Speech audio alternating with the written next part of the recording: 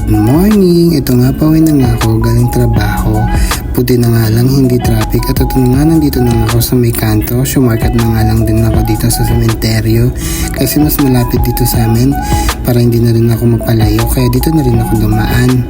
Napansin ko nga ang ganda ng sinag ng araw at ang ganda talaga ng view dito sa sementeryo. Kung nga habang naglalakad ako, nagpa-araw din ako para may vitamins yung katawan. Kung nga nakarating na nga rin ako sa bahay, pumili nga rin pala ako ng isaw dyan kasi nagutom ako. So kung nga dyan, sinalubungan agad ako ni Trixie ng lalambing. Pag-aalis ako, ganyan yan at pag-uwi din ako, ang lambing lang. Tapos kung magpahinga, nagluto na nga rin ako ng pansit canton kasi nagutom ako. Ito lang kasi din yung almusinin ko. Hindi na almusinin ko kasi nga wala rin tirang kanin kagabi kasi nga hindi rin sila nagkakanin paggabi. Ito nga aga-aga ng soft drinks ako imbis na magkape ako. Ewan ko ba kung hilig ko sa malamig. Tapos kung mag-almusal at pumasok na nga rin ako sa CR para makapaglinis ng katawan ko.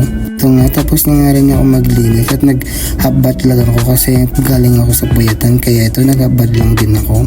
Tapos kung maglinis, nagpahid din ako ng skincare ko para yung mga tigyawat ko matanggal. Ewan ko ba, hindi natatanggal yung mga tigyawat ko.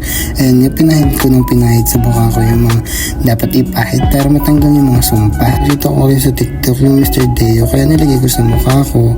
Kaya hanggang dito na lang, sana nag-enjoy kayo. Bye bye!